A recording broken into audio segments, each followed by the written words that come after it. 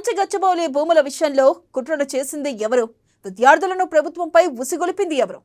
న్యాయంగా ముందుకెళ్తుంటే అన్యాయంగా అడ్డుకోవడం ఎంతవరకు కరెక్ట్? అంత పెద్ద వివాదంపై ప్రజలు ప్రభుత్వంపై ఎందుకు నిలబడ్డారు? ప్రత్యర్థుల కుట్రలతో రేవంత్కి ప్రజలు అండగా నిలబడుతున్నారా? ఈ వివాదంలో న్యాయం ఉండడంతో రేవంత్ పై సానుభూతి పెరిగిపోయిందా?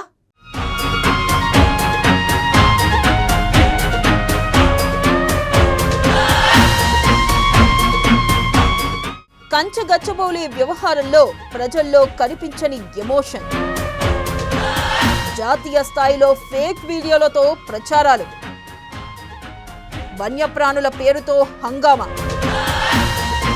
కంచగచ్చబౌలి అనేది అడవి కాదు. సీఎం రేవంత్ పై సామాన్యుల సానుభూతి. షట్ డామిట్, కథ అడ్డం తిరిగింది. ఇదే మాట ఇప్పుడు తెలంగాణ ప్రతిపక్షాల నోట వినబడుతుంది. ఎందుకంటే కంచగచ్చబౌలి భూముల వ్యవహారంలో ప్రజల్లో ఎలాంటి ఎమోషన్ కనిపించడం లేదు. కేవలం సోషల్ మీడియాలో మాత్రమే, అది కూడా జాతీయ స్థాయిలో చేసిన కొన్ని ఫేక్ వీడియోల ద్వారా మాత్రమే ఇంపాక్ట్ క్రియేట్ చేసింది. హైదరాబాద్ సెంట్రల్ యూనివర్సిటీ విద్యార్థులు బయటకు రాకుండా ఒక్కచోట కాపులా కాశారు పోలీసులు. ఇంకెక్కడా ఎలాంటి నిర్బంధాలు అమలు చేయలేదు. భూముల్లో కూడా యథేచ్ఛగా పోయి వచ్చారు. సుప్రీంకోర్టు ఆదేశాల తర్వాతే ఆ భూముల్లోకి ఇతరులు వెళ్లకుండా ఆదేశాలు ఇచ్చారు. కంచగచ్చబౌలి అనేది అడవి కాదని అందరికీ తెలుసు. కానీ అటవీ భూమి పేరుతో నమ్మించి వన్యప్రాణుల పేరుతో హంగామా చేస్తున్నారు. ఆ వన్యప్రాణులు హెచ్సియుకి ఉన్న 2,500 ఎకరాల్లో ఉంటాయని అందరికీ తెలుసు. వన్యప్రాణుల్ని వేటాడిన కేసులు కూడా గతంలో నమోదయ్యాయి.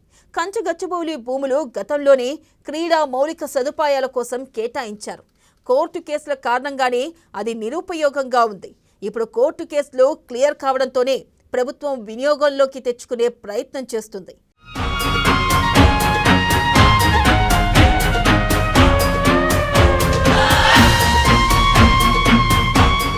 జూబ్లీహిల్స్ దగ్గర నుంచి ఐటీ కారిడార్ వరకు పచ్చదనం లేకుండా చేసి కాంక్రీట్ జంగిల్స్ ని నిర్మించింది ఎవరో ఎవరికీ తెలియకుండా ఉంటుందా? ఎకరం 100 కోట్లకు కొండలు గుట్టలు అమ్మేసిన రికార్డ్ పదిలంగానే ఉంది. కొన్ని వందల ఎకరాలను ఎలా అమ్మారు? అలాంటప్పుడు ఈ 400 ఎకరాల విషయంలోనే ఎకో పార్కులు ఎందుకు గుర్తుకొస్తున్నాయన్నది చాలా మందికి సందేహం వస్తుంది. ఇదంతా రాజకీయమని సామాన్య ప్రజలకు అర్థమైపోయింది. అందుకే వారిలో కంచగచ్చబౌలి భూముల విషయంలో ఎలాంటి ఎమోషన్ కనిపించడం లేదు. ఈ వ్యవహారంలో అందరూ రేవంత్ రెడ్డిని టార్గెట్ చేస్తే ఆయనకు సానుభూతి పెరిగే అవకాశాలు ఎక్కువగా ఉన్నాయి. సుప్రీంకోర్టు చేసిన వ్యాఖ్యలతో ఆయన్ను జాతీయ స్థాయిలో టార్గెట్ చేస్తున్నారన్న అభిప్రాయానికి సామాన్యులు వస్తున్నారు.